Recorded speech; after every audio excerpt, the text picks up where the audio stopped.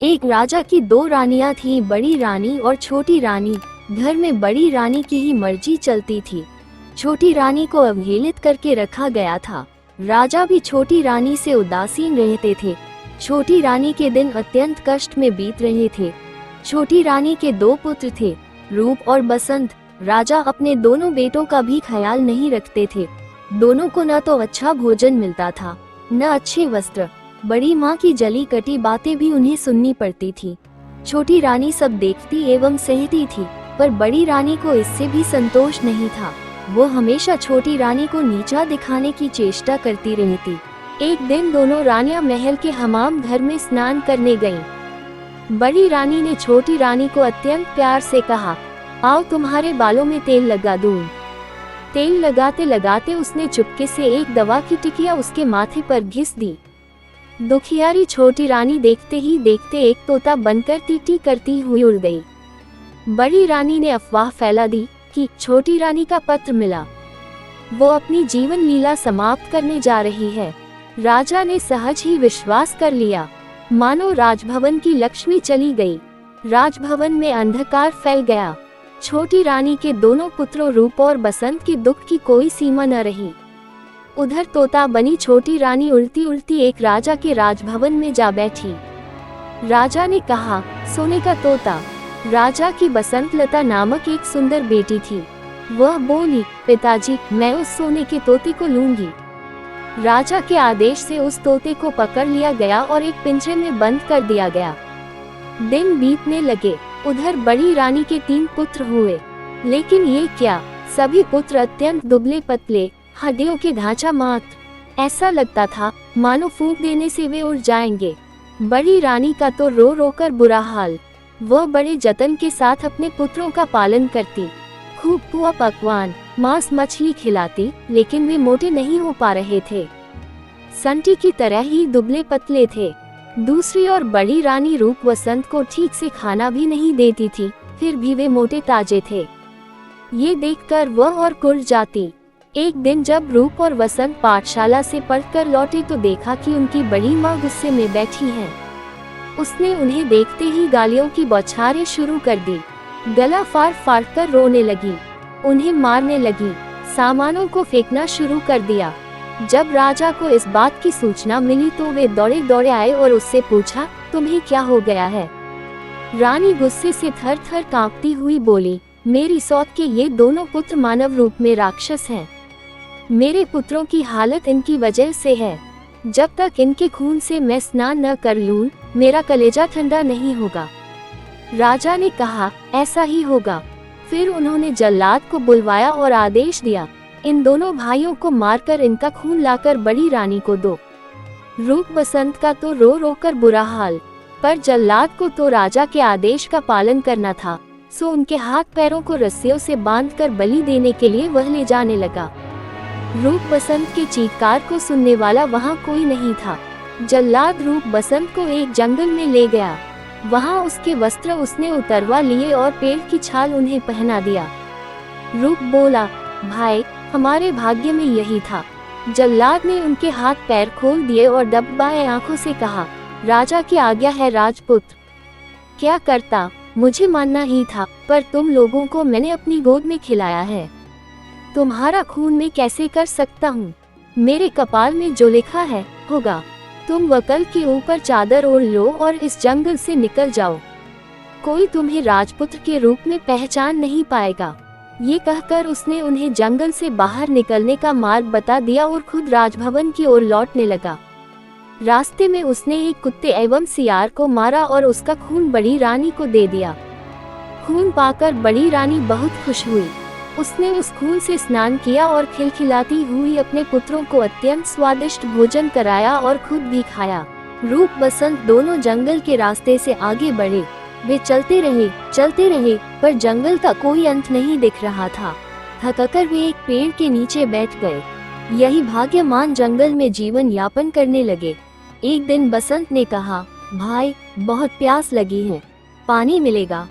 रूप बोला, हम लोग इतनी दूर तक चलकर आए हैं, पर पानी तो कहीं नहीं दिखा, परंतु प्यास के कारण मेरी तो बहुत बुरी हालत हो गई है।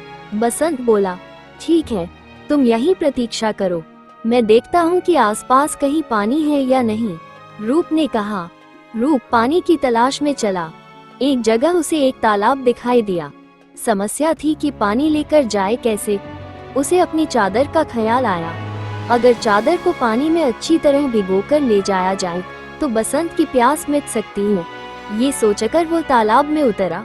जिस राज्य की सीमा के अंतर्गत वह तालाब था, उस राज्य के राजा का अचानक देहांत हो गया। राजा की कोई संतान नहीं थी। समस्या उत्पन्न हुई कि राज सिंहासन पर कौन बैठेगा। सिंहासन को तो खाली नहीं रखा जा सकता है। इस पर काफी विमर्श हुआ। अंत में मंत्रियों एवं प्रजा ने मिलकर तय किया कि जिस व्यक्ति के माथे पर राजतिलक होगा उसे ही सिंहासन पर बैठाया जाएगा। योजनानुसार सेनापति के आदेश पर सैनिकों को नए राजा की खोज में भेजा गया। इस क्रम में वह उस तालाब के पास पहुँचे जहाँ रूप अपनी चादर को पानी में भिगो रहा था। रूप के माथे पर राजतिलक देखते ही सैनिकों ने उसे पकड़कर महल की ओर गए। रूप बसंत बसंत पुकारने लगा, पर सब बेकार। सैनिकों ने रूप की एक ना सुनी, उसे जबरदस्ती पकड़कर ले गए। इधर बसंत पेड़ के नीचे बैठा भाई के आने का इंतजार कर रहा था। बहुत देर तक जब उसका भाई नहीं आया तो डर के मारे वह रोने लगा। रोते रोते सारा दिन बीत गया। रात आई तो रो रो कर वह वहीं सो गया। दूसरे दिन सुबह एक सन्यासी उधर से गुजरा। बसंत को उस हाल में देखकर उसे बड़ी दया आई। बसंत को सन्यासी जंगल में बनी अपनी कुटिया में ले गया। उधर सैनिक रूप को लेकर महल में हाजिर हुए। सभी ने नए राजा का स्वागत किया। रूप को राज सिंहासन पर बिठाया गया और उसे राज तिलक लगाया गया। रूप को कुछ समझ में नहीं आ रहा था कि हो क्या रहा है। उसे रह रहकर अपने भाई बसंत की बहुत याद आ रही थी। समय बीतने लगा। रूप ने परिस्थिति से समझौता कर लिया। वो कुशलतापूर्वक राजकाज संभालने लगा। अब उसे किसी भी चीज का अभाव नहीं था। उधर बसंत जंगल में सन्यासी की कुटिया में अपने दिन बिता रहा था। वह रोज हवन के लिए जंगल से लकड़ियां चुनकर लाता, पूजा के लिए फूल तोड़कर लाता और जंगल के कंद मूल खाकर अपना पेट भरता था। कभी कभी वह सन्यासी के पास बैठकर शास्त्रों एवं वेदों का ज्ञान भी प्राप्त करता। रूप और बसंत के पिता पर दैवीय आपदा आई। उनका सारा राज्य नष्ट हो गया। राजा सब कुछ छोड़ छाड़कर अज्ञातवास को चले गए। बड़ी रानी की दशा भी अत्यंत दयनीय हो गई थी। भिक्षा मांगकर जीवन निर्वाह करने की नौबत आ गई, परंतु उसके फटे चिथड़े गंदे कपड़ों को देखकर लोग भी उसे दुत्कार देते। एक दिन दुखी होकर बड़ी रानी अपने तीनों पुत्रों के साथ नदी के किनारे खड़ी थी। अचानक नदी की लहरों में तीनों पुत्र बह गए। रानी ने अपने पुत्रों को बचाने की बहुत कोशिश की, पर सब बेकार। दुखी होकर वह भी नदी में कूद पड़ी। उधर राजा की बेटी बसंतलता अब बड़ी हो गई थी। अपनी रूपवती कन्या के लिए राजा योग्य वर की तलाश कर रहे थे, पर वैसा वर उन्हें मिल नहीं रहा था। तब रानी से परामर्श कर उन्होंने स्वयंवर का आयोजन किया। स्वयंवर सभा में अनेक राज्यों के राजपुत्र उपस्थित हुए। राजा ने घोषणा की कि सारे राजपुत्र अपने आसन पर बैठेगी और बसंतलता हाथ में माला लेकर सभी के सामने से गुजरेगी। जो राजकुमार उसे पसंद आएगा उसी के गले में वह वरमाला डालेगी। इधर बसंतलता ने स्वयंवर के लिए श्रृंगार करना आरंभ किया। बालों का जूड़ा बनाया, आँखों में काजल लगाया, पाँव में आलता लगाया। फिर तोता बनी रानी से पूछा, और मुझे क्या चाहिए? तोते ने कहा, मैं अगर तुम्हारी जगह होती तो पाँवों में सोने की पायल पहनती। इससे रुनझुन की बहुत मधुर आवाज आती है। बसंतलता ने सोने की पायल पहन ली। फिर पूछा, बोलो और क्या चाहिए मुझे? तोते ने कहा, अगर मैं तुम्हारी जगह होती तो सोने की जरी वाली साड़ी पहनती। तोते की बात सुन बसंतलता ने सोने की जरी वाली साड़ी पहनी। फिर तोते ने कहा, अब तुम हीरे का हार पहन लो, बहुत सुंदर लगोगी। बसंतलता ने हीरे का हार पहन लिया। फिर पूछा, अब? तोते ने कहा, नाक में मोती की लौंग और मांग में हीरे का टीका पहनने से ही नारी का श्रृंगार पूरा होता है। बसंतलता ने सारी चीजें पहन ली। तब तोते ने कहा, सब तो हुआ, पर गजमुक्ता न होने से श्रृंगार तो पूरा होगा ही नहीं। तुम्हारे पास तो गजमुक्ता है ही नहीं। अगर स्वयंवर में आए हुए राजकुमारों में से कोई गजमुक्ता ला दे तो समझना वही तुम्हारे योग्य वर है। ये सुनकर बसंतलता ने सारे साज श्रृंगार उतार दिए और घोषणा करवा दी कि जो राजकुमार उसके लिए गजमुक्ता लाएगा उसी से वह विवाह करेगी। घोषणा सुनते ही सारे राजकुमार गजमुक्ता की खोज में निकल पड़े। राजकुमारों ने सुना था कि सभी हाथियों में गजमुक्ता नहीं होती है। समुद्र के किनारे पाए जाने वाले किसी किसी हाथी में ही गजमुक्ता होती है। अतः सारे राजकुमार समुद्र की ओर चल पड़े।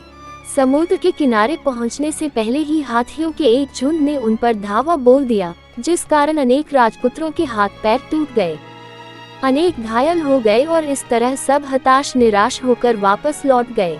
कुछ ही दिनों बाद ये समाचार रूप राजा के कानों तक पहुंचा। उसे राजपुत्रों की दुर्दशा पर दया आई और बसंतलता के आचरण पर अत्यंत क्रोध आया। उसने निश्चय किया कि वह बसंतलता के अहंकार को चूर चूर कर देगा। उसने बसंतलता के पिता के राज्य पर आक्रमण कर दिया। बसंतलता के पिता की पराजय हुई। रूप राजा ने बसंतलता को बंदी बना लिया। उधर बसंत सन्यासी की कुटिया में दिन बिता रहा था। सारा दिन इधर उधर घूमता रहता। उसकी कुटिया के पास एक विशाल बरगद का पेड़ था। उसमें एक गुल और एक बुलबुल रहती थी। एक दिन दुखी होकर बसंत उसी पेड़ के नीचे बैठा था। तब उसने उस गुल और बुलबुल को बातचीत करते हुए सुना। गुल ने स्वयंवर की सारी घटनाएं बुलबुल को सुनाई, फिर बोला, कौन जानता है कि इसका क्या परिणाम होगा। बुलबुल ने कहा, क्षीर सागर के किनारे एक दूध पहाड़ है। दूध पहाड़ से क्षीर सागर में दूध गिरता है। उस क्षीर सागर में एक स्वर्ण कमल खिला हुआ है। उस स्वर्ण कमल में एक हाथी रहता है। उसी के सिर में गजमुक्ता है। गुल ने पूछा, लेकिन वहाँ पहुँचेगा कौन? बुलबुल ने कहा, कोई साहसी राजपुत्र ही वहाँ पहुँच पाएगा। सारी बातें सुनने के बाद बसंत ने उनसे पूछा, मैं गजमुक्ता लेने जाऊंगा। इस कार्य में तुम दोनों मेरी कुछ सहायता करोगे? जरूर, परंतु तुम पहले सन्यासी के पास जाकर उसका त्रिशूल लेकर आओ, फिर सेमल के पेड़ के पास जाकर राजपुत्र के वस्त्र मांगो। सारी चीजों की प्राप्ति तुम्हें हो जाएगी। गुल और बुलबुल ने उससे कहा। बसंत ने सन्यासी से त्रिशूल लिया, सेमल के पेड़ से राजवस्त्र प्राप्त किए और उन्हें पहनकर समुद्र की ओर चल पड़ा। क्षीर सागर पहुंचकर उसने देखा कि स्वर्ण कमल के बीच दूध की तरह सफेद एक हाथी के सिर पर गजमुक्ता है। गजमुक्ता की रोशनी से चारों ओर उजाला फैला हुआ है। बसंत उस सफेद हाथी की पीठ पर कूदा। जैसे ही उसने सफेद हाथी के सिर पर त्रिशूल को रखा, वैसे ही सागर, स्वर्ण कमल, सफेद हाथी सब गायब हो गए। वहाँ केवल एक कमल का फूल खिला हुआ था और उसके अंदर गजमुक्ता की माला थी। मनुष्य की आवाज में कमल के फूल ने पूछा, निश्चय ही तुम राजपुत्र हो। कौन सा राज्य है तुम्हारा? बसंत ने कहा, मैं राजपुत्र नहीं हूँ, एक सन्यासी के साथ जंगल में रहता हूँ। ठीक है, तुम गजमुक्ता को अपने सिर पर और मुझे अपने हृदय में रखो। बसंत लता के साथ तुम्हारा ही विवाह होगा और तुम्हारा जीवन सुख से बीतेगा। बसंत क्षीर सागर के बालू पर चलता हुआ वापस लौटने लगा। तभी उसे कुछ आवाजें सुनाई पड़ी, हम लोगों को भी साथ ले चलो भाई। वह भौचक्का होकर चारों ओर देखने लगा। उसे आसपास कोई भी नहीं दिखा। वह आगे बढ़ा तो फिर वैसी ही आवाजें आईं। उसने गौर से बालू को देखा तो उसे लगा कि उसके पैर के पास बालू के अंदर से आवाजें आ रही हैं। उसने त्रिशूल से वहां का बालू हटाया तो देखा कि वहां 3 सोने की मछलियां थीं। वो उन्हें अपने साथ लेकर चल पड़ा। इधर रूप राजा शिकार खेलने निकला था। एक दिन सारा दिन भटकने के बाद भी उसके हाथ एक भी शिकार न लगा। थक कर वह एक पेड़ के नीचे बैठ गया।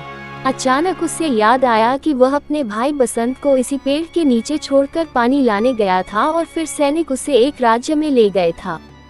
फिर वह कभी इस जगह लौटकर नहीं आ सका था। बसंत का क्या हुआ? वह कहाँ गया होगा? क्या वह जीवित होगा? ये सोचकर वह रो पड़ा। अपने राजभवन में लौटने के बाद भी वह केवल बसंत के बारे में सोचता रहता। बसंत गजमुक्ता लेकर बसंत लता के राज्य में गया तो वहां उसे पता चला कि रूप राजा बसंत लता को बंदी बनाकर अपने राज्य में ले गया है। बसंत सीधा रूप राजा के राजभवन में पहुंचा। राजा के अंगरक्षकों को 3 सोने की मछलियां देकर कहा, अपने राजा से कहो कि बसंत लता को छोड़ दे।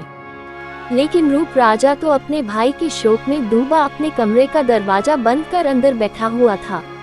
राजा की आज्ञा की प्रतीक्षा में बसंत 7 दिनों तक हाथ में त्रिशूल लिए, सिर पर गजमुक्ता रखे राजमहल के सामने बैठा रहा। 8वें दिन रूप राजा थोड़े सामान्य हुए तो दासियां सोने की मछलियों को काटने बैठी। लेकिन आश्चर्य, मछलियां बोल उठी, हमें न काटो, हम राजा के भाई हैं। अंगरक्षकों ने जब रूप राजा को बसंत की बात बताई तो वे स्वयं राजभवन से बाहर आए।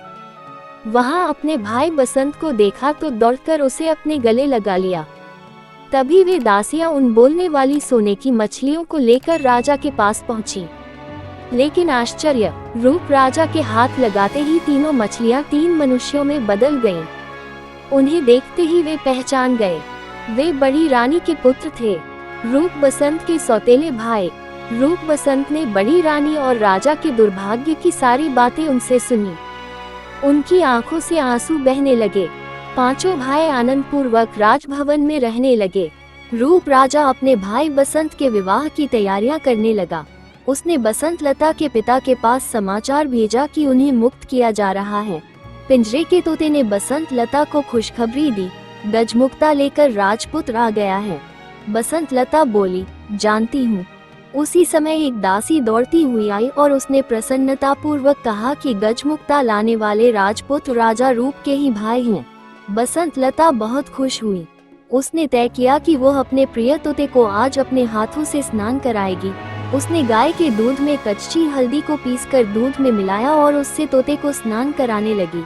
इस क्रम में बसंत लता के हाथ से तोते के माथे की दवाई पूछ गई।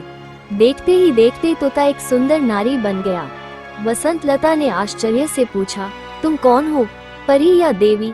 वो बोली, मैं राजरानी हूँ। रूप और बसंत मेरे ही बेटे हैं। उसके बाद उसने अपने साथ घटी सारी बातों को उसे बता दिया। अगले दिन बसंत लता के साथ बसंत का विवाह धूमधाम से संपन्न हुआ। विदा के समय बसंत लता ने अपने पिता से कहा, मैं पालकी में अकेली ही जाऊंगी। पिता ने पूछा, यह क्या बात हुई? बसंत लता बोली, मैंने प्रण लिया है कि सुबह प्रार्थना के समय अकेली रहूंगी। पिता बोले, ठीक है, जैसा तुम चाहती हो वही होगा। सभी से विदा लेकर बसंत लता सुंदर पालकी में बैठ गई। उसने चुपके से छोटी रानी को अपनी पालकी में बैठा लिया। बसंत भी अपनी पालकी में बैठ गया। रूप राजा के महल के पास जब पालकी रुकी तब उससे बसंत लता के अलावा एक अपूर्व सुंदरी नारी भी उतरी। सब उसे आश्चर्यचकित होकर देख रहे थे। उसने पालकी से उतरते ही पूछा, कहाँ है मेरे रूप बसंत, मेरे पास आओ। माँ की पुकार सुनकर रूप बसंत दौड़कर आए और उससे लिपट गए। बड़ी रानी के तीनों पुत्र भी दौड़कर वहाँ पहुँच गए। इस सुखद समाचार को सुनकर थोड़े दिनों बाद राजा भी लौट आए। इस प्रकार छोटी रानी के दुखों का अंत हुआ। सभी के दिन सुखपूर्वक बीतने लगे।